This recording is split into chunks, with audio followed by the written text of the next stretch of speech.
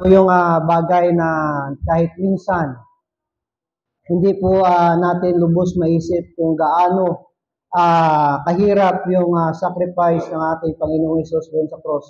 But despite of that, He still obedience even the death of the cross. So nawa po wag po tayong lumayo sa paglilingkod sa ating Panginoon. Ako po si Pastor Jay Parinyo, bunga po ng gawain doon sa Silay, Pastor Joy. Nagkakilala kami ni Pastor Joy is 2003. At that time, I am already saved but naghahanap ako ng church na kung saan ako pwedeng makapagdalo ng pananambahan. And by God's grace, Pastor Joy offered me na kung gusto ko raw mag-aral ng Bible Seminary. At sinabi ko sa kanya, pag-pray po natin, Pastor, there are many things na nangyari na hindi po natin kayang i-control. Sabi nga ba ni Pastor Joy sa preaching niya last anniversary, may tinatawag siyang paradox. There are things na contradictory to the things na gusto nating gawin. Mga bagay na gusto nating mangyari pero hindi yun ang kalooban ng Panginoon sa atin. But before pa doon, bago pang lahat tayo magpunta sa ating pagbulay-bulay ng salita ng Diyos, I would like to congratulate this church, the victory of the success for your 24th church anniversary. Palakpakan natin yung Panginoon. So, salamat po sa bawat isa. Every time na nandito ako, I am so glad and grateful at yung puso ko ay hindi ko may paliwanag kung anong klaseng tuwa at galak na makita ang bawat isa na nandito sa umagang ito. Tayo po ay magsitayo at buksan po natin ang ating mga Biblia sa Nehemiah. Nehemiah chapter 4 verse number 1 down to verse number 10.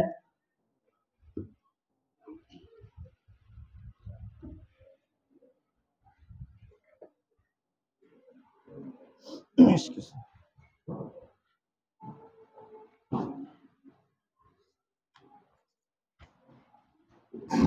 Please say amen kung nandun na po tayo. Sabay po nating basahin Nehemiah chapter 4 verse 1 down to verse number 10. In verse number 1, we start. But it came to pass that when Sanballat heard that we built the wall, he was wroth and took great indignation and mocked the Jews. And he spake before his brethren and the army of Samaria and said, What do these people use?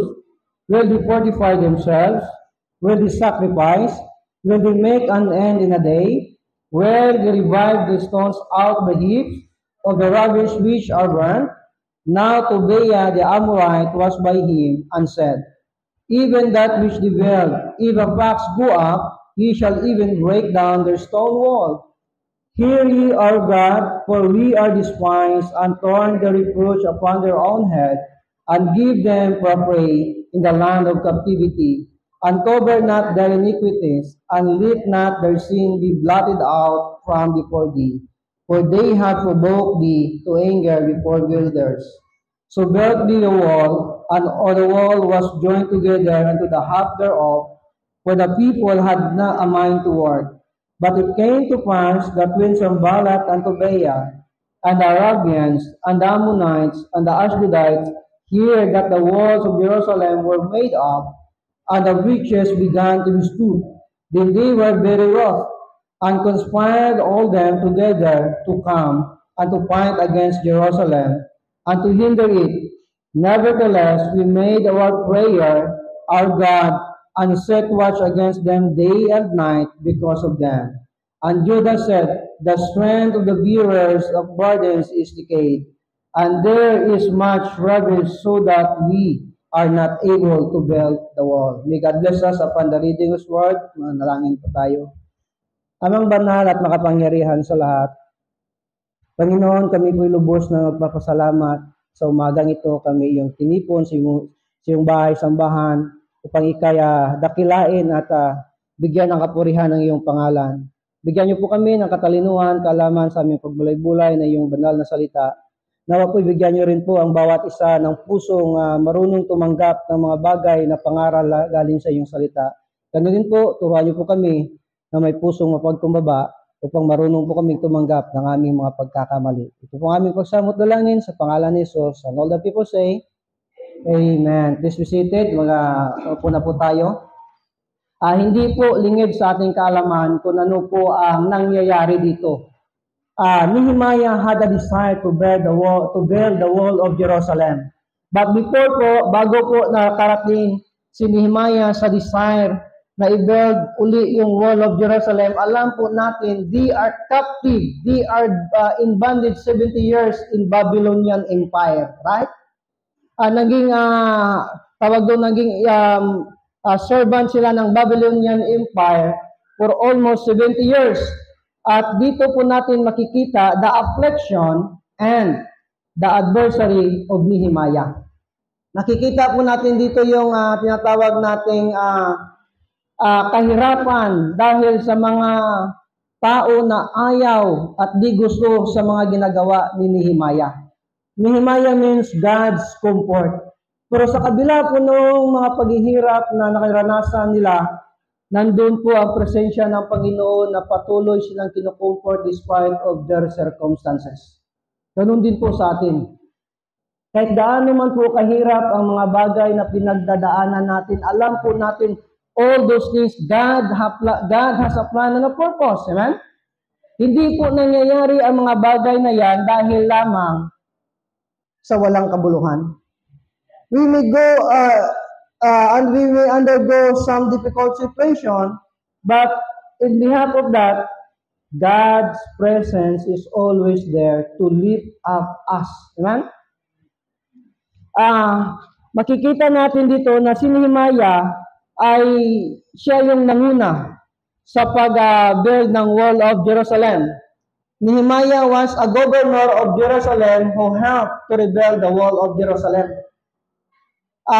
Makikita natin dyan sa verse number 2 sa chapter 2, Nehemiah was a personal cupbearer of a Persian king, Artaxerxes. In chapter 2, makikita natin dyan o mababasa natin na ang hari ay nagtataka, nakita niya sa mukha ni Nehemiah na malungkot. At sinabi ng hari, ano ba ang dahilan, kapatid? Bakit ikaw ay malungkot?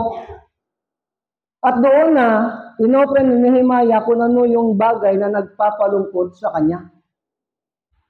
Sinabi niya sa hari na ganito, ganon, ang desire ko, gusto kong i-build uli ang wall of Jerusalem. Kung saan? Doon rin, unang nakatira at namatay ang aking mga kanino-nunuan.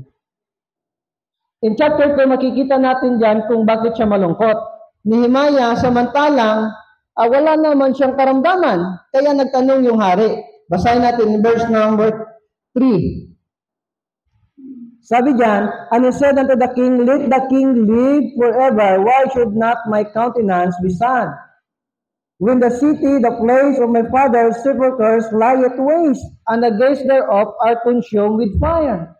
So, sinabi niya kung ano ang kadahilanan ng kanyang kalungkutan. At dito, nagkaroon siya ng pagkakataon na maibahagi sa hari ang kanyang layunin o ang kanyang inaasam na mabuild yung wall of Jerusalem. Na sabihin kung ano man yung bumabagabag sa kanya. Minsan may mga bagay na nagdudulot sa atin ng kalungkutan, may mga bagay na nagdudulot sa atin ng yung tinatawag natin yung joy stealer.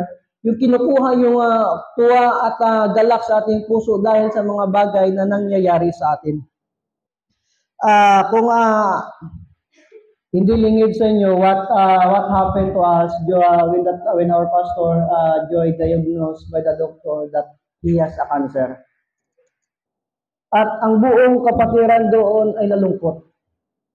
May mga nagtatanong na kumusta si pastor at mayroon ding nagsasabi na kaya siya nagkaganyan dahil ganito, ganito, gano'n, di ba? Tandaan po natin mga kapatid, lahat po tayo ay subject ng bagay na pwede tayong magkasakit kahit anong oras. May mga bagay, may mga tao na nagsasabi sa kanya na kaya nagkasakit yan dahil ganyan, dahil ganun. Di ba? Hindi natin maiiwasan yan. Na may mga persecution, may mga criticism tayo na maririnig mula sa ibang tao.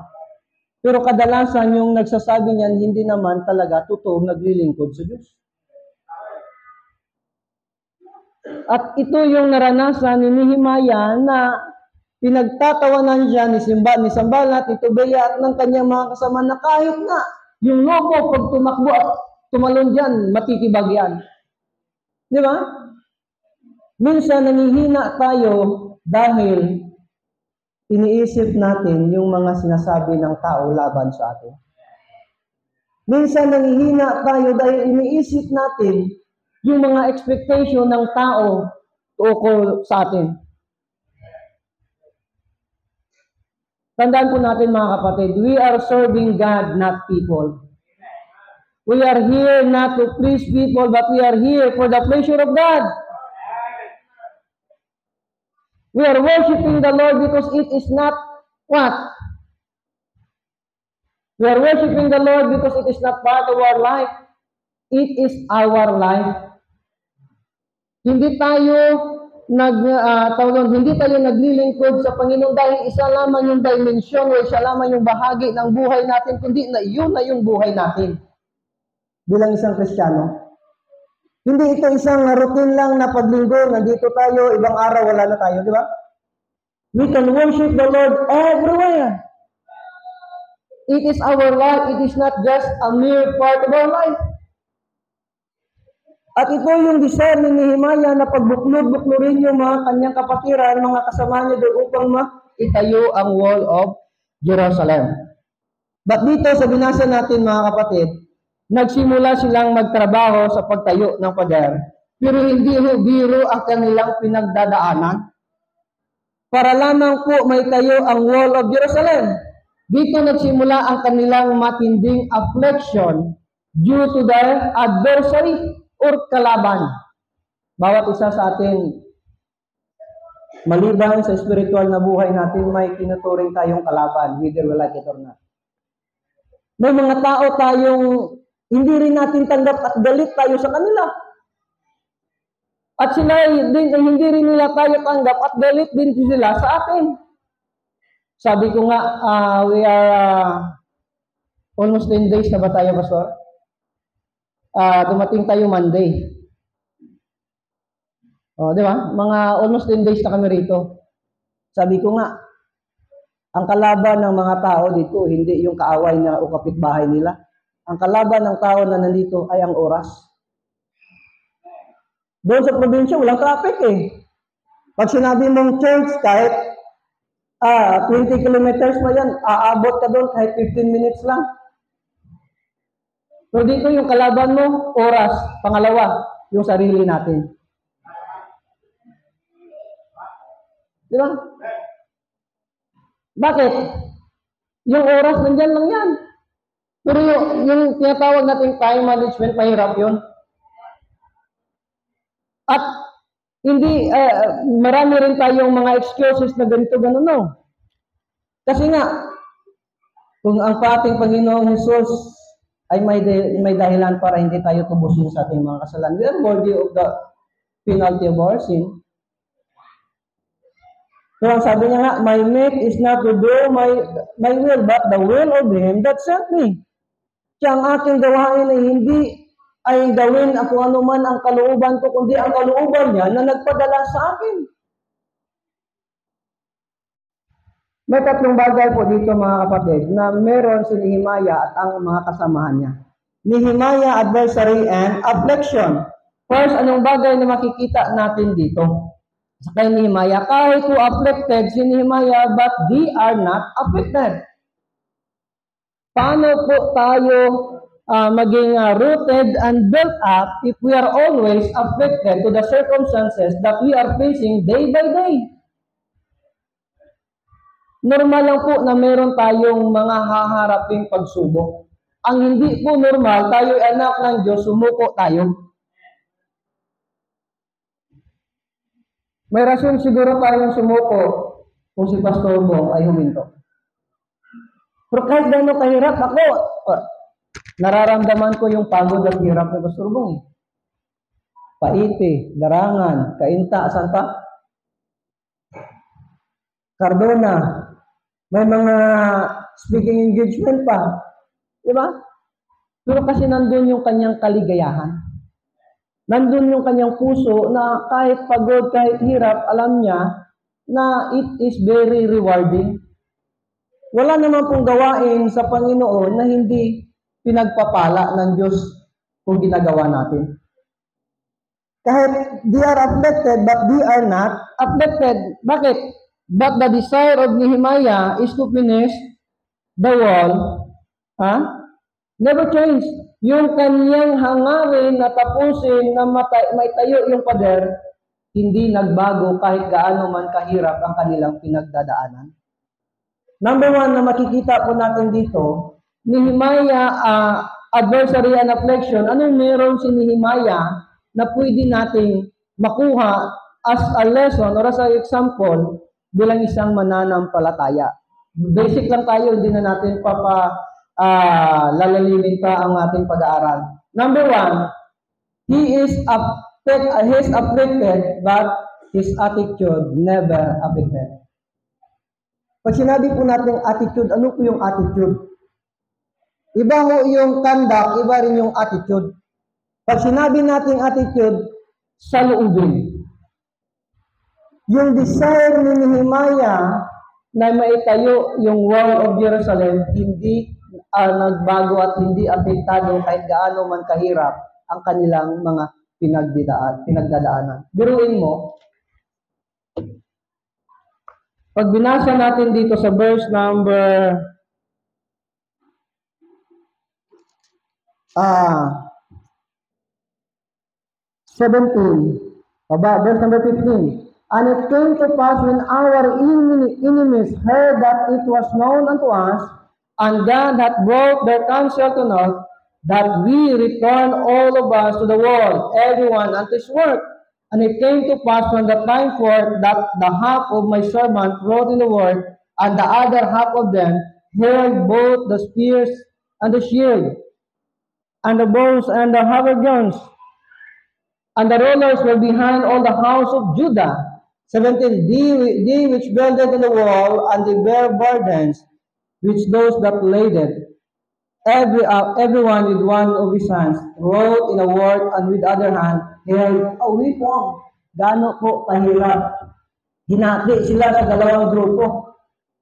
Yung isang grupo nagtratrabaho. Yung isang grupo nagbabantay. Kasi alam nila anytime pwede silang salakayin ng mga kalaban nila. They are not affected, but they are prepared. And some of them working to build the wall of Jerusalem, and some of them what? Held the weapon in their right hand and in their left hand. Gaano kaya kahirap, Pastor Donald, ano? Sa kabilang kamay, humahawak ka ng palita, sa kabilang kamay, humahawak ka ng armas. Kasi alam mo, anytime pwede kang salakayin. Di ba? Paano ngayon kung yung weapon na ginagamit mo yung pana? Kailangan dalawang kamay yun, di ba? Paano kaya niya hinahawakan yun habang nagtratrabaho at iniisip anytime baka sumalakay yung kalaban? Ready na lang akong bitawan. Every one of us every day faces a challenge. Every one of us faces ang tatawag nating spiritual warfare.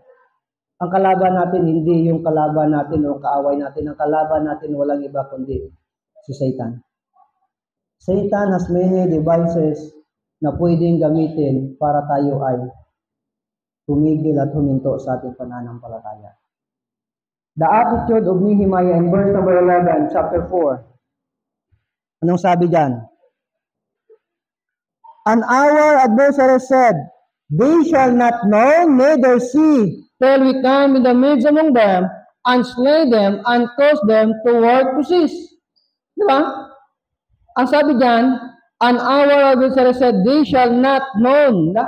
Sabi ni Tobiah, ni Sanballat, ang kanyang mga kasamahan, sasalakayin namin sila. At hindi nila malalaman na nasa gitna na namin sila nasa gitna na nila kami at hindi nila malalaman na nakapasok na kami at papatayin namin silang lahat upang hindi maituloy ang kanilang pagtayo ng Wall of Jerusalem. From day by day, habang tayo'y patuloy na naglilingkod sa Panginoon, we are building our own wall of faith.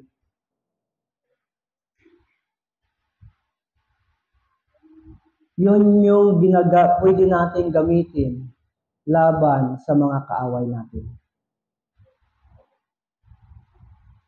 The attitude of Nehemiah and his people. Anong klase attitude meron sila? Number 1, they are praying people. Kahit gaano mo man kagaling, kahit gaano ka man katalino, kahit gaano ka man katalented, pag hindi mo pinalangin sa Panginoon na those talent and ability i-develop ng Panginoon, wala rin saysayan.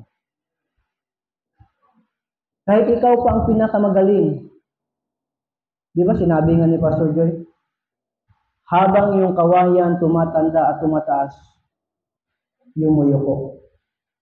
The more successful we are, the more humble we become.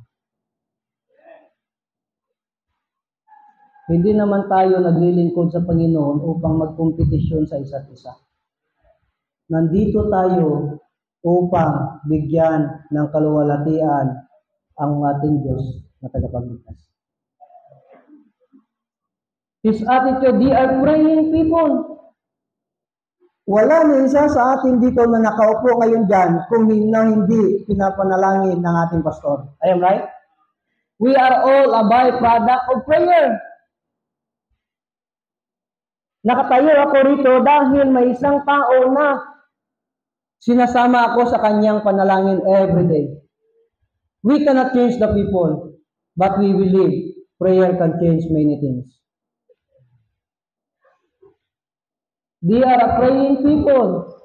Not just only a praying people, but they are a protected people. They protect one with another. They do not promote malicious words. They do not promote gossiping in their midst. Kasi, yung mga malicious words at gossiping inside the church, it will create internal dissension. Magkakawatak-watak tayo doon, mga kapatid. Christ came to this world not to divide us, but to unite us. The only thing that the people are divided because of our belief or any religion. But religion is only human attempt to reach God, but whether we like it or not, we cannot meet the standard of God. Religion lang naman yung nag-divide sa atin, di ba? At yung akala natin na pag nasa isang religion tayo, we can meet the standard of God. No. It is our attempt to reach God, but the Bible says, for all have sinned and come short of the glory of God. They are a praying people. They are a protecting people. We must protect one with another. Kung ano man yung mali ng kapatid natin, wag na natin ipagkalat pa. Amen? Kung ano man yung mali na nakikita mo sa loob at labas ng simbahan, wag mo nang ipagkalat pa. Why? It will create division. Do not compare your church to the other church. Do not compare your pastor to the other pastor. Why?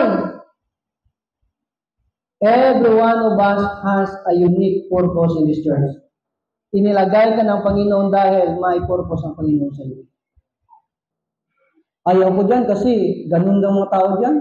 Pagpunta mo sa kabila, ayaw ko naman dito kasi ganun din pala sila. Kahit saan ka magpunta, walang perfect na church. Kung gusto mo maging perfect, ikaw na lang mag-isa, magtayo ka ng sarili mong simbahan. Di ba? Para wala ka nang makitang pagkakamali, ikaw na lang. But sabi nga, no man is an island. We need one with another. They are a praying church, they are a protecting church. They are what? Anong attitude na meron sila? na pwede nating makuha o pwede nating masunod o maging example natin. They are not only a praying church, but they are also a protecting church. But, anong attitude na meron sila? In verse number 6 sa chapter nating binasa, anong sabi? So we built the wall, and the wall was joined together unto the half thereof, for the people had a mind to work. Kahit gaano man kaliit na trabaho yan, pag hindi pinagtutulungan yan, mahirap yan. Bakit? Nandiyan naman si siya na lang. Nandiyan naman si brother, nandiyan naman si sir, sila na nandun. Hanggang wala na tayong ma-accomplish. Bakit? Umaasa tayo na mayroong gagawa nun. They are what? A participating people. All the people had mind to work. Sinabi man ni Nehemiah na, halik kayo rito, i-build up natin yung wall of Jerusalem at ito yung sahod yung araw-araw. Minsan yung nasa may natin, Brad, tutulong ako dyan. Magkano ba akin dyan? Brad, tutulong ako dyan. Di ba? Ilan ba komisyon ko dyan? Magkano ba komisyon ko dyan?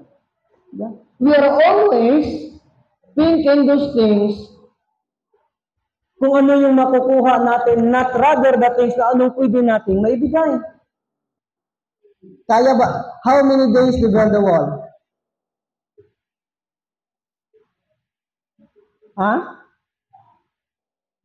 They build the wall within 52 days. Sa loob ng 52 araw na itayo yung wall of Jerusalem, kaya ba natin yun? Ilang days ba ito na itayo?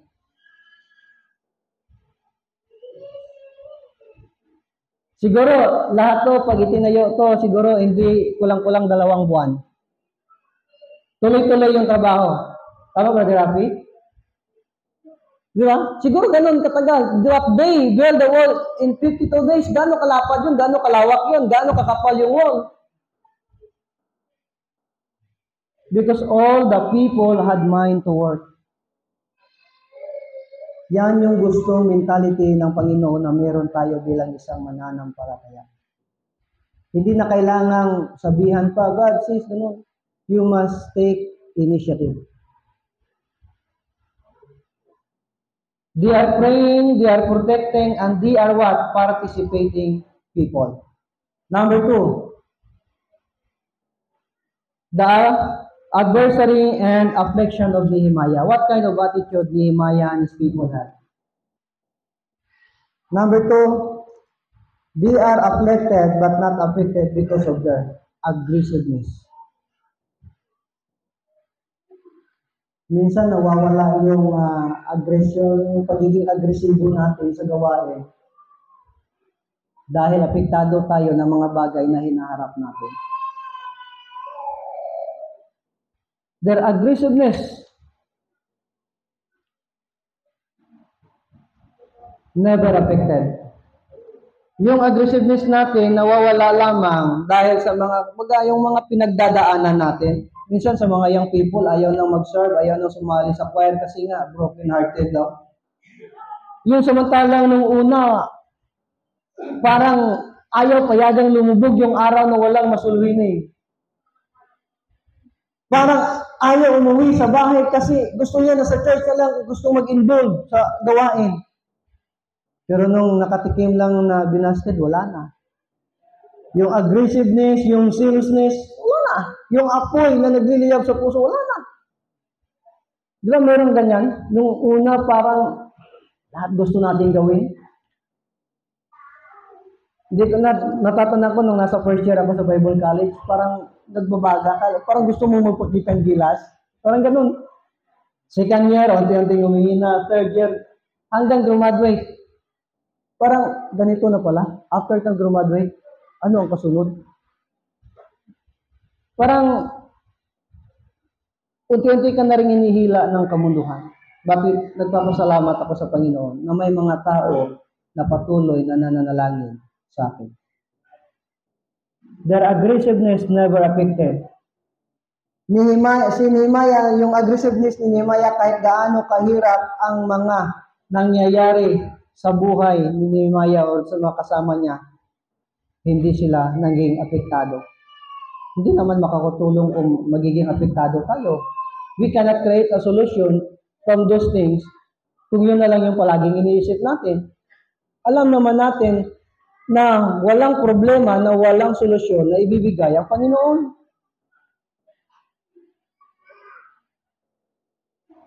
Yung aggressiveness, yung desire natin para sa kalwalhatian ng Diyos ay hindi dapat apektado. Pastor, sinasabi mo lang yan kasi hindi ka malungkot, wala kang pinagdadaanan ngayon. Sino ba sa ating walang pinagdadaanan? Sino ba sa ating hindi nakaranas ng mga pagsubok? Di ba? Pwedeng maapektuhan, pero hindi naman pwedeng, sumuko.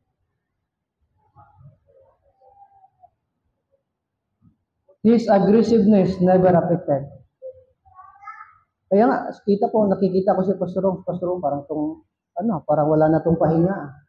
Yung aggressiveness niya, yung eagerness, yung zealousness na nasa kanya, kahit gaano man kahirap, ginagawa. Kahit nandiyon siya ngayon sa darangan, pero isang bagay na hindi niya maalis, yung puso at isip niya nandirito. Kasama tayo. Pero dahil sa gawain, he takes sacrifice for God's glory. Gaano na ba kalaki yung sakripisyo na nagawa natin para sa kalwalhatian ng Panginoon? Ako, hindi ko masasabing sapat na ang nagawa ko para sa Panginoon. Hindi ko masasabing nagawa ko na lahat. But his aggressiveness never affected.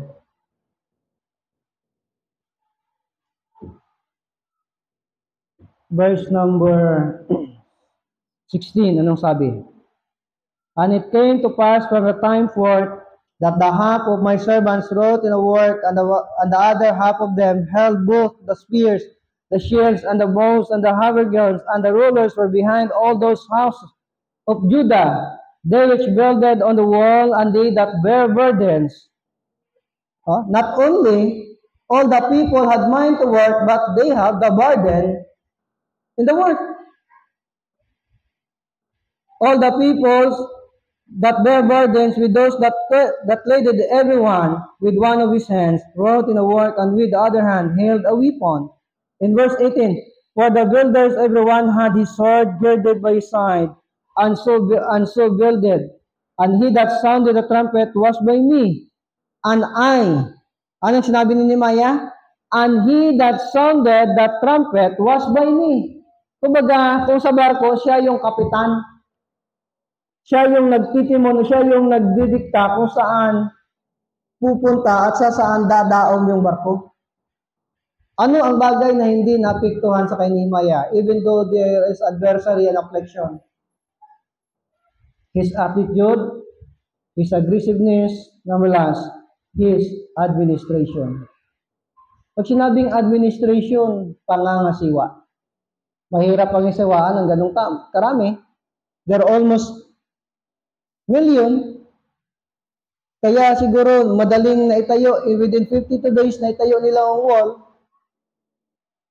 Pero mahirap, ganun. Yun. Dito every Sunday, ngayon, ilan tayo dito? Abot pa tayo ng 100? Pagpalagay na natin, 100. Paano kaya i-adjust ni Pastor Bo ang bawat isang ugali natin? Diba? Iba-iba tayo ng karakter, iba-iba tayo ng pag-uugali. Pero, isa lang yung i-adjust natin, yung karakter at ugali lang ng pastor natin. So, kung 100 kayo rito, 100 din yung karakter ng pastor ninyo. Diba? Napakahirap nun.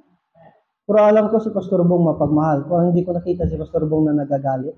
Nagagalit ba sa Sister Julie?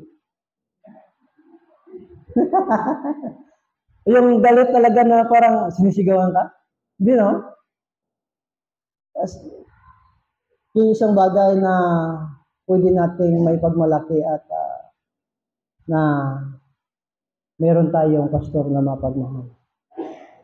Marami siyang pinagdadaanan but his leadership never affected.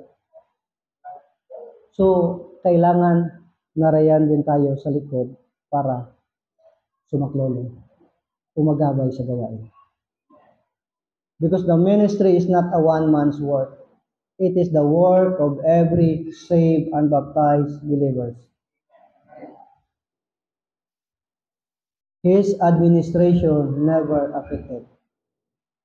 Biruin mo, pagpalagay na lang natin mga 500,000 sila. Gaano kaya namanis ni Nehemiah yung ganong karaming tao? Paano niya kaya napag-isa at napagbuklod-buklod ang ganong karaming tao? Wala man lang sinabi rito na ni isa sa kanila ay naging espiya para makapasok agad yung kalaban.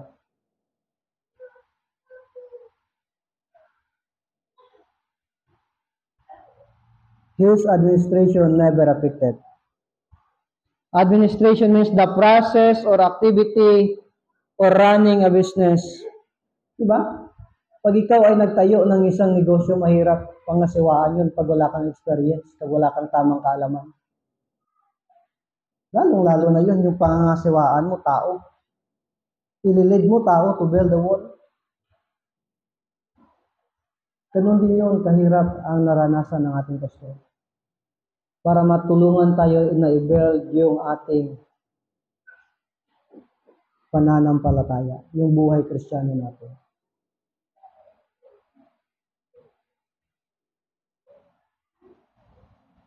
Can you imagine paano sila magtrabaho sa ganun sitwasyon? Iwan ko, parang na-imagine ko, parang hindi na sila ata natutulog. Kasi, ano sila palitan. Siguro, sa gabi, pag tumigil sila sa pagtatrabaho, may nakabantay. And then, kinabukasan, wala shifting yung pagbabantay nila kasi hindi pwedeng silang lahat magpahinga. Pero sa kabila nun, mga kapatid, Nehemiah and his people, their faith never affected. They have the mind to work, they have the burden, dahil alam nila na sa huli, sila rin naman ang pagpapalain ng Panginoon.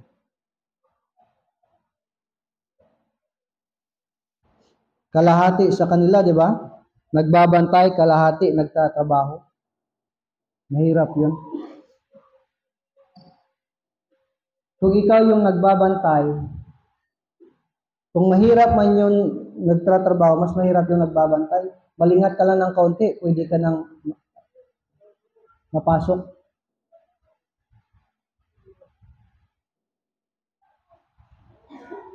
Kaya ganun. They are a praying people, protecting people, and a participating people.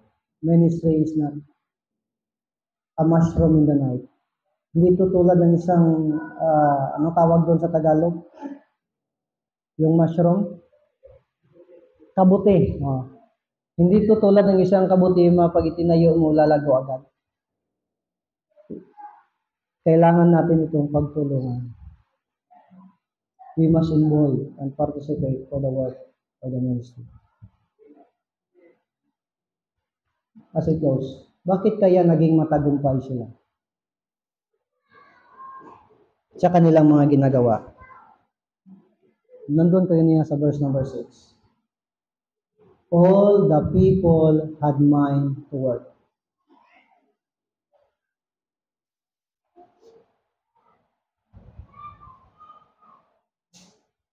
Walang mabigat, walang malaki na trabaho kung lahat tayo sama-sama, tulong-tulong para sa kalwalhatian at kapurihan ng Panginoon.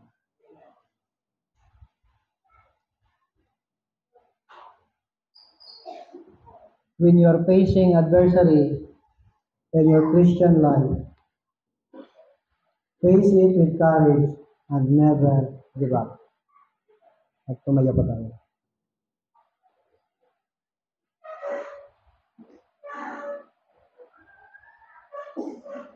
Amang banal at makapangyarihan sa lahat. Panginoon, kami po ay nagpapasalamat sa katagumpayan na iyong ipinagkaloob sa amin sa umaga nito. Nawa po ang mga salita at mensahe naming napakinggan. May pasamuhay namin sa araw-araw. Bigyan niyo po kami ng kalakasan upang harapin anumang mga pagsubok namin haharapin. Bigyan niyo po kami ng kaalaman sa paggawa ng mga desisyon sa buhay namin ayon sa iyong kalooban. As our eyes closed, our head bowed down, mga kapatid. I don't know your life. I would like to take this privilege. If the Word of God spoke to your heart, I don't want to say anything. But if the God's Word spoke to your heart, please come. Just kneel down to God. Kung ang salita ng Diyos ay nangusap sa iyo, lumabas ka dyan sa iyong kinatatayuan.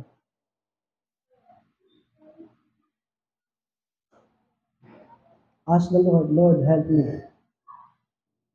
The attitude, the character na meron si Nehemiah, sana meron din ako. If that is your desire, God bless you.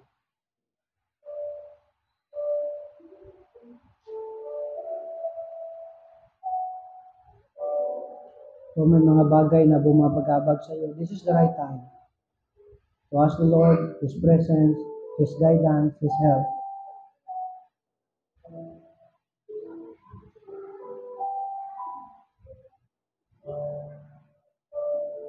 Or maybe may mga bagay ka na gustong pasalamatan sa Panginoon. If that is the desire of your heart, the altar is open. Just kneel down to God and pray. I give you time to pray.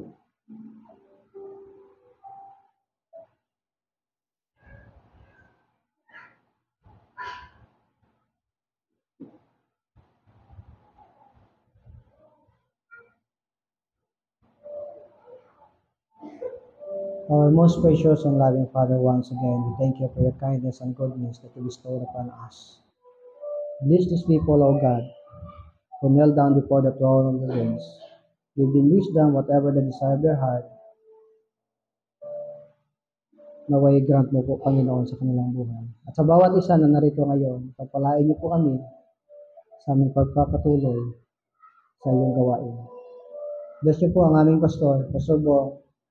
Bigyan niyo po siya ng kalakasan upang patuloy na may sa katuparan ang inyong saloobin ng buhay. Gayon din po, bless our pastor, Pastor Joy, and Ma'am Lisa sa kanilang pag-uwi, pabalik po rito. Use us always as a channel of blessings. Thank you for the victory that you entrusted to us this morning. And all these things we ask, and all the people say, Amen. Magandang tanghali po sa ating lahat.